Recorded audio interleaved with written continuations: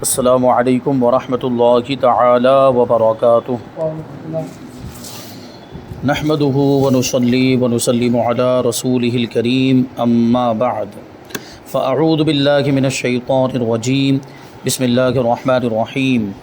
ان اللہ وملائکتہ یصلون علی النبی یا ایہا الذین آمنوا صلوا علیہ وسلموا تسلیما۔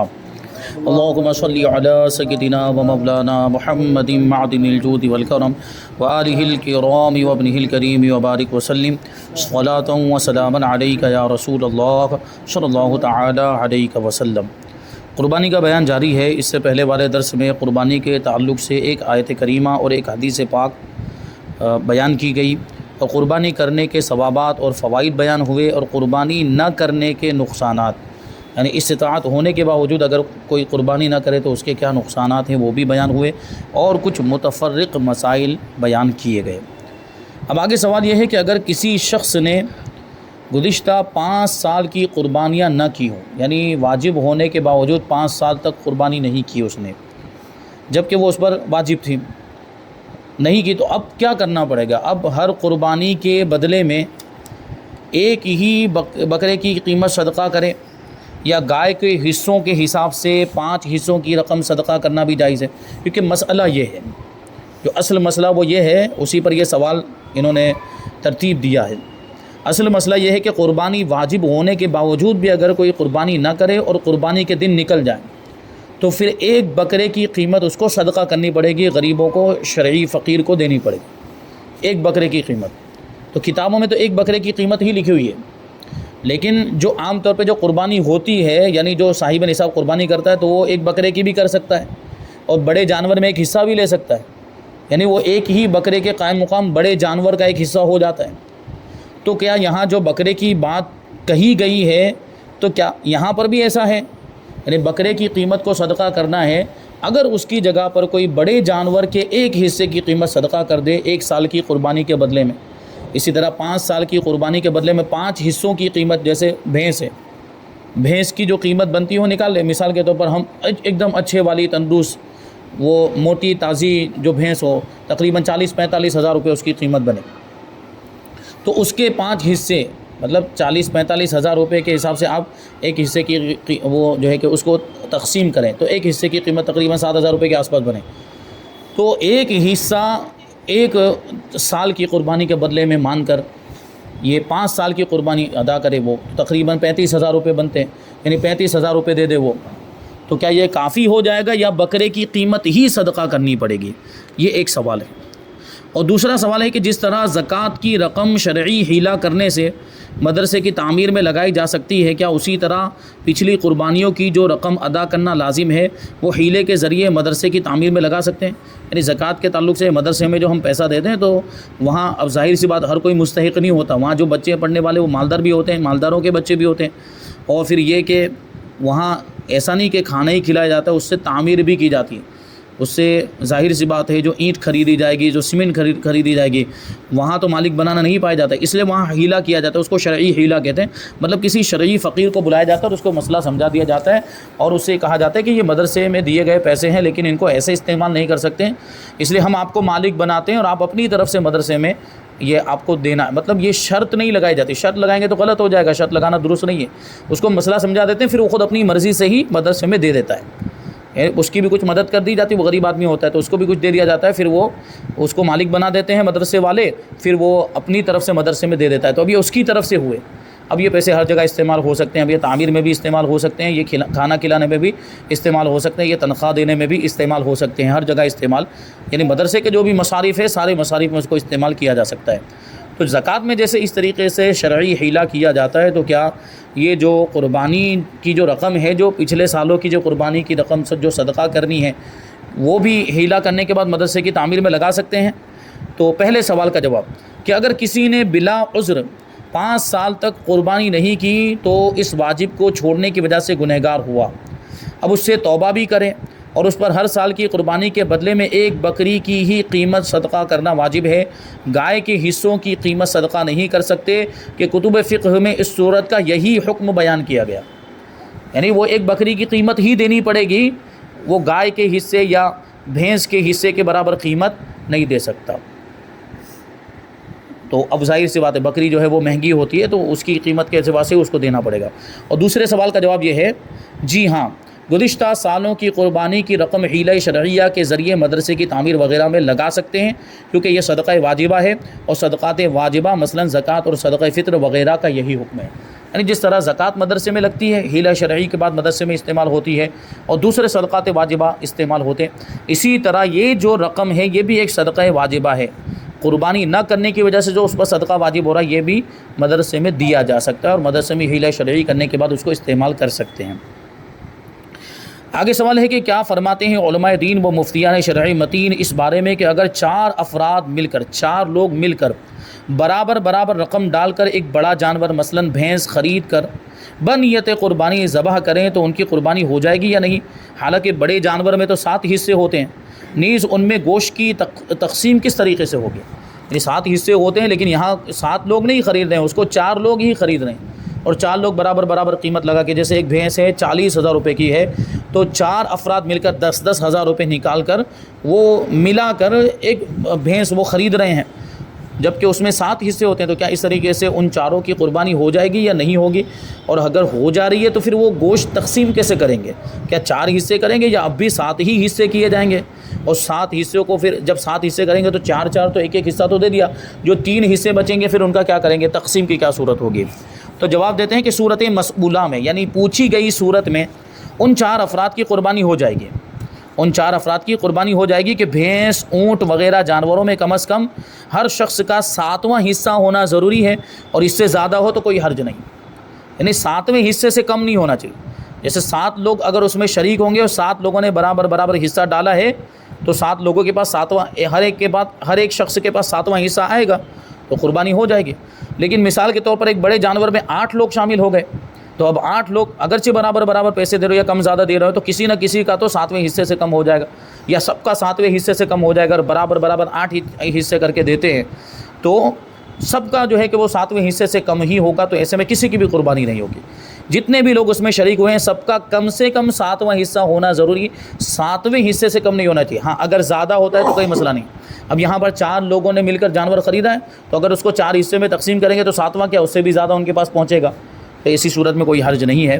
اور گوشت وزن کر کے برابر تمام شرکا میں تقسیم کیا جائے، یعنی پورے جانور کو ایک مرتبہ اس کو ذبح کرنے کے بعد اس کے پیسز کر لیے جائے، ٹکڑے کر لیے جائے گوشت کے، پھر اس کو وزن کیا جائے، 4 حصے کیے جائیں اور ایک حصہ چاروں کو دے دیا جائے۔ بڑا آسان طریقہ ہے۔ آگے سوال ہے کہ بھینس، اونٹ وغیرہ کی قربانی میں عقیقے کا حصہ شامل کرنا جائز ہے یا نہیں؟ کیا عقیقے کا حصہ شامل کرنے سے قربانی اور عقیقہ دونوں ہو جائیں گے، یا قربانی میں اس کی وجہ سے کوئی فرق تو نہیں آئے گا؟ یہ جائز ہے یا جائز نہیں ہے؟ تو جواب دیتے ہیں کہ بھینس، اونٹ کی قربانی میں عقیقے کا حصہ شامل کرنا جائز ہے۔ مطلب مثال کے طور پر 2 لوگ قربانی کر رہے تھے، 2 لوگ نے مل کر ایک جانور خریدا، تو دونوں لوگوں نے قربانی کی نیت سے ایک حصہ اپنا وہ بڑے جانور میں شامل کر لیا، تو ایک حصہ تو 2 لوگوں کا ہو گیا۔ ابھی اور کتنے حصے بچے ہیں بڑے جانور میں؟ 2 حصے، تو 5 اور بچے، اور دونوں کے 2 بچے تھے، دونوں کے 2 بچے، ایک لڑکا اور ایک لڑکی، دونوں، تو لڑکی کا ایک حصہ ہوتا ہے، لڑکے کے 2 حصے ہوتے ہیں۔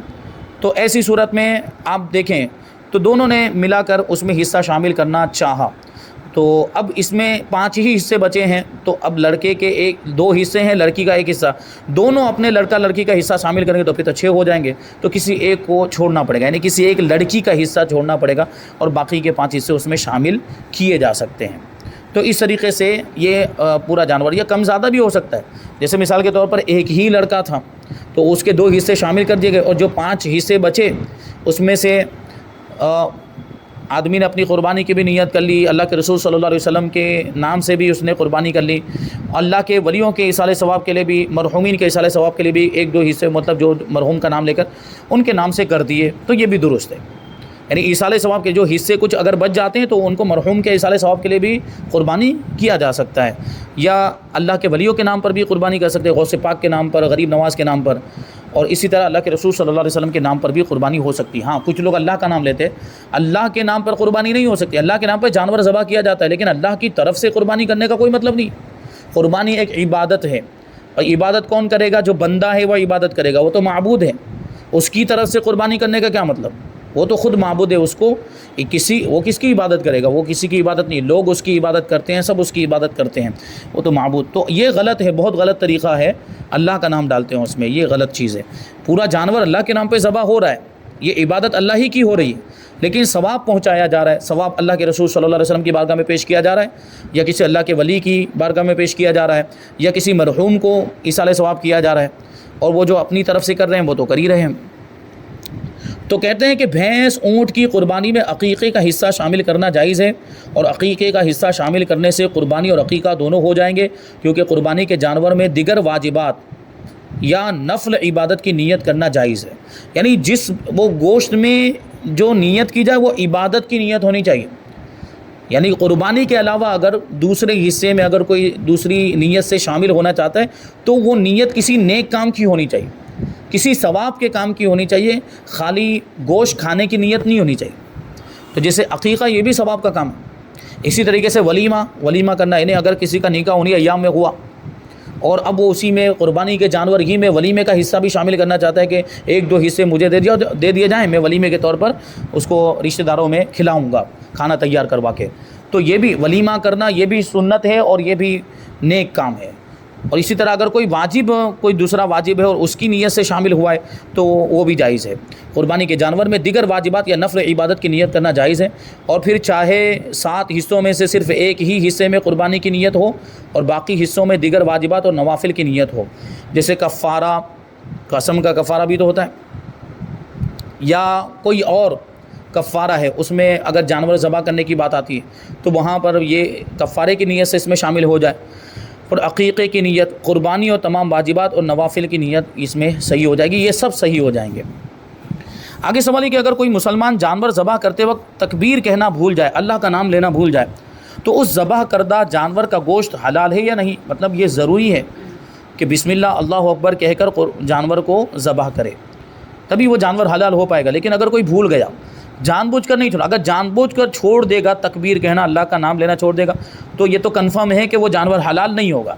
لیکن یہاں بات کیا چل رہی ہے کہ اس نے جان بوجھ کر اللہ کا نام نہیں چھوڑا ہے، بسم اللہ کہنا وہ بھول سے اس سے رہ گیا، بھول گیا ہے، اللہ کا نام لینا بھول گیا۔ تو کہتے ہیں کہ اگر واقعی کوئی جانور ذبح کرتے وقت تکبیر کہنا بھول جائے تو حرج نہیں، بھول کر اللہ کا نام لینا چھوٹ گیا ہے تو ایسی صورت میں کوئی حرج نہیں، اور اس جانور کا گوشت کھانا حلال ہے۔ بھول سے ایسا ہوا ہے تو جان بوجھ کر اگر کوئی کرے گا تو جانور حلال نہیں ہوگا۔ آگے سوال یہ کہ ایسی بھینس جس کی عمر تو پوری ہو چکی ہو لیکن ابھی تک اس کے دانت نہ نکلے ہو، اس کی قربانی کرنے کا شرعاً کیا حکم ہے؟ کیونکہ لوگ دانتوں کے ذریعے سے عمر کا اندازہ لگاتے ہیں، 2 دانت نکل آئے ہیں مطلب 2 سال کا ہو گیا، تو یہ دانت معیار نہیں، عام طور پر وہ علامت ہوتا ہے، دانت کا جو معاملہ ہے یہ اس کی علامت اور نشانی ہے اور اس سے عمر کا اندازہ۔ لیکن کبھی ایسا بھی ہوتا ہے کہ دانت نہیں نکلے پھر بھی 2 سال کا ہو چکا ہے، یعنی یقین کے ساتھ معلوم ہونا چاہیے کہ ہمیں معلوم ہونا چاہیے کہ اس کی عمر قربانی والی ہو چکی ہے تو قربانی جائز ہے۔ کہتے ہیں کہ ایسی بھینس جس کی عمر اسلامی اعتبار سے 2 سال مکمل، اسلامی اعتبار سے کا مطلب کیا ہو؟ اسلامی سال کے اعتبار سے، چاند کی تاریخ کے اعتبار سے، چاند کی تاریخ کے اعتبار سے 2 سال مکمل ہو گئے اور اس میں قربانی سے مانے یعنی روکنے والا کوئی عیب بھی نہیں ہے تو اس کی قربانی بلا شبہ جائز۔ اب اگرچہ دانت نہیں ہے لیکن قربانی جائز ہے، اگرچہ ابھی تک اس کے سامنے والے 2 بڑے دانت نہ نکلے ہوں جن کی وجہ سے جانور کو عرف میں دوندا یعنی 2 دانت والا کہا جاتا ہے، کیونکہ شریعت کی طرف سے قربانی کے جانوروں کی مقرر کردہ عمر کا پورا ہونا ضروری ہے، بڑے دانتوں کا نکلنا ضروری نہیں ہے۔ اگرچہ آگے کے 2 دانت نہیں نکلے ہیں لیکن وہ جانور چارہ آرام سے کھا لیتا ہے اور چارہ کھانے میں اس کو کوئی تکلیف نہیں آتی تو یہ عیب میں شمار نہیں ہوگا، اس جانور کی قربانی جائز ہے۔ کوئی کہہ رہے ہیں البتہ یہ یاد رہے کہ سامنے کے 2 بڑے دانتوں کا نکلنا جانور کی عمر پوری ہونے کی علامت ہے، عام طور پر ایسا ہوتا ہے، کیونکہ اونٹ کے 5 سال کی عمر کے بعد، گائے وغیرہ کے 2 سال کے بعد اور بکری وغیرہ کے 1 سال کے بعد ہی یہ والے دانت نکلتے ہیں، اس سے پہلے نہیں نکلتے۔ لہٰذا اگر کسی جانور کے دانت نہ نکلے ہوں تو خریدنے سے پہلے اچھی طرح تسلی کر لی جائے کہ اس کی عمر مکمل ہے یا نہیں، تحقیق کریں اچھی طرح، دانت نہیں نکلے ہیں تو تحقیق کریں۔ ہاں یہ ہو سکتا ہے کہ عمر ہو چکی پھر بھی دانت نہ نکلے ہو، لیکن یہ معلوم تو ہونا چاہیے کہ ایسا ہے یا پھر کچھ گڑبڑ ہے۔ اگر شک ہو تو ایسے جانور کو قربانی کے لیے نہ خریدا جائے، خصوصاً اس دور میں کہ جس میں جھوٹ بول کر جانور بیچنا بہت عام ہو چکا ہے، کیونکہ آدمی تو مطلب چاہتا ہے کہ بس اس کا فائدہ ہو بس کسی طریقے سے. اب اس کو شریعت کا کیا مسئلہ ہے، ناجائز ہوگا کہ جائز ہوگا، قربانی ہو پائے گی کہ نہیں ہو پائے گی، اس کو کیا مطلب، اس کو تو اپنا جانور بیچنے سے مطلب ہوتا ہے. جانور بکے اور اس کو پیسہ مل جائے تو کچھ بھی بولیں گے، جھوٹ بھی بولیں گے اور عیب چھپانے کی کوشش کریں گے جانور کے عیب، کیونکہ اگر عیب پر وہ خریدنے والا مطلع ہو جائے گا تو اس کا جانور نہیں خریدے گا. تو وہ عیب چھپاتے ہیں. ایسے ایسے عجیب و غریب کیس سامنے آتے ہیں. وہ سینگ ٹوٹ چکا ہے، نقلی سینگ لگا دیا ایسا، تو وہ لگے آدمی خرید کے آ گیا. ایک تو مسئلہ ایسا ہمارے سامنے آیا کہ اس کی دم کٹی ہوئی تھی، جانور کی دم کٹی. ابھی وہ آپ نے مسئلہ سنا اس سے پہلے کہ 1/3 سے زیادہ اگر دم کٹی ہو تو اس جانور کی بھی قربانی جائز نہیں. تو اس کو کیا کیا، وہ بال لے کر اس کو باقاعدہ چپکایا پیچھے دم میں. ایسا بھی لوگ کرتے ہیں، یعنی اسی جانور کے بال لے کر اس کو پیچھے دم میں، تاکہ دم اس کی پوری لگے، کٹی ہوئی نہ لگے. تو کسی چیز سے کیا کچھ لیا ہوگا، کچھ گوند وغیرہ، اس سے اس کو چپکا دیا. یہ اس طرح دھوکہ دیتے ہیں، ایسا بھی ہوتا ہے بازار میں. تو مطلب جانور خریدنے کے لیے جائیں تو ہمیں ظاہر سی بات ہے، ہماری تو خواہش یہی ہے کہ ہماری قربانی صحیح طریقے سے ادا ہو جائے، ہمارا جو واجب ہے وہ پورے طور پر ذمے سے ساقط ہو جائے اور کسی طرح کی اس میں کوئی کمی نہ رہے.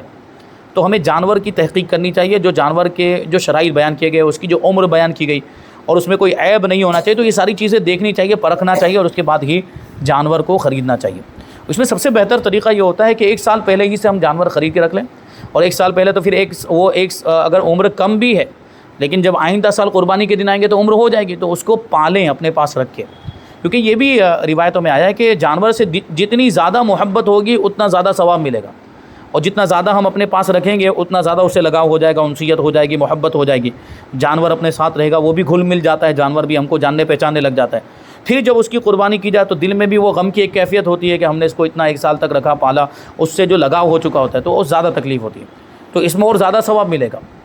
اپنے وہ عزیز اور پیارے جانور کو ذبح کر دیں. اس لیے یہاں پر بھی مطلب اگر ہم اسی سال لے کر بھی آ رہے ہیں تو اس میں بھی یہ ہونا چاہیے کہ کم سے کم 10 دن پہلے، 15 دن پہلے، 20 دن پہلے یا 1 مہینہ پہلے لے کر آئیں، تاکہ اس کے ساتھ بھی کچھ معاملات رہیں، چارہ وغیرہ کھلانے کے. اس لیے غالباً اسی وجہ سے یہ بات مشہور ہو چکی ہے ہمارے یہاں پہ. حالانکہ یہ کوئی ایسا ضروری بھی نہیں کہ جس کا جانور ہو اس کے لیے ضروری ہے کہ وہ چارہ کھلائے اس کو ایک نہ ایک مرتبہ.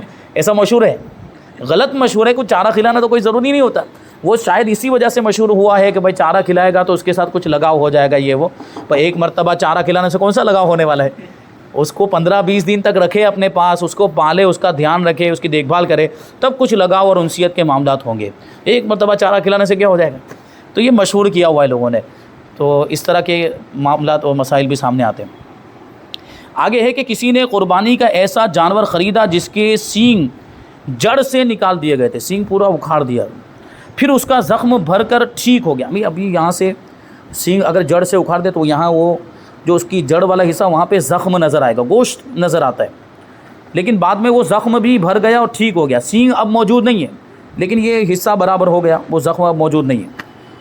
اور وہاں کسی نے اور وہاں کھال بھی آ گئی، اوپر سے کھال آ گئی اور وہ کھال جڑ کر مکمل طور پر ٹھیک ہو گئی. تو اب کیا ایسے جانور کی قربانی ہو سکتی ہے؟ کیونکہ دیکھیں سینگ ٹوٹا ہوا ہے لیکن جڑ سے ٹوٹا ہوا نہیں ہے تو قربانی جائز ہے. لیکن اگر جڑ سے اکھڑ گیا کہ یہاں سے اس کا گوشت نظر آنے لگ گیا تو اس کی قربانی ناجائز ہے. لیکن یہاں سوال میں کیا کہہ رہے ہیں کہ وہ پورا سینگ اکھڑ چکا تھا اور وہ گوشت نظر بھی آ رہا تھا، زخم تھا بھی، لیکن بعد میں وہ زخم اچھا ہو گیا، اس کی مرہم پٹی کی ہوگی تو وہ اچھا ہو گیا، اوپر سے کھال آ گئی، چمڑی آ گئی، تو اب اس کی قربانی کی جا سکتی ہے کہ نہیں؟ کیونکہ سینگ تو اب بھی نہیں ہے. تو کہتے ہیں کہ اس صورت میں ایسے جانور کی قربانی جائز ہے. تفصیل اس مسئلے میں یہ ہے کہ جس جانور کا سینگ ٹوٹ گیا ہو، اگر سر کے اوپر والا حصہ ٹوٹا ہو جو ظاہر ہوتا ہے تو قربانی جائز ہے، اور اگر سر کے اندر جڑ تک ٹوٹے تو قربانی جائز نہیں ہے. لیکن اس صورت میں اگر سر کا زخم بھر جائے جیسا کہ سوال میں ذکر کیا گیا ہے تو اب پھر سے قربانی اس کی جائز ہو جائے گی. تو یہ قربانی کے تعلق سے کچھ مسائل بیان کیے گئے تھے. اب یہاں پر عبادتوں کا بیان مکمل ہو گیا. پہلے شروع میں عقائد کا بیان تھا، پھر عبادات کا بیان آیا. عبادتوں کا تقریباً یعنی مختصر اختصار کے ساتھ بیان کر دیا گیا عبادتوں کو، ساری تقریباً عبادت، نماز بھی آ گئی، اس میں روزہ بھی آ گیا، حج بھی آ گیا، زکوٰۃ بھی آ گیا، قربانی بھی آ گئی. اب یہاں سے معاملات کا بیان شروع ہو رہا ہے. معاملات کا مطلب کیا؟ لین دین. ہم جو آپس میں لین دین، وہ لین دین کے بہت سارے طریقے ہوتے ہیں. خرید و فروخت بھی اس میں آتی ہے، قرض لیا، قرض دیا، وہ بھی اس میں آتا ہے. کرائے پر کوئی چیز لی، کرائے پر کسی کو کوئی چیز دی، وہ سب اس میں آتا ہے۔ اسی طرح نکاح کے جو معاملات ہوتے ہیں، آدمی نکاح کرے گا تو نکاح بھی اسی طرح معاملات میں آتا ہے، وہ بھی ایک طرح کا لین دین کا طریقہ ہے، تو نکاح بھی اسی میں آئے گا، اور وقف کے مسائل بھی انشاءاللہ اس میں بیان کریں گے، اور بہت ساری چیزیں ہیں۔ اب وہ ترتیب وار آئندہ دروس میں ہم اس کو شامل کرتے رہیں گے۔ اللہ تبارک و تعالیٰ کی بارگاہ میں دعا ہے کہ جو کچھ بھی بیان ہوا اس پر ہم سب کو عمل کرنے کی توفیق عطا فرمائے۔ وما علینا الا البلاغ۔ السلام علیکم۔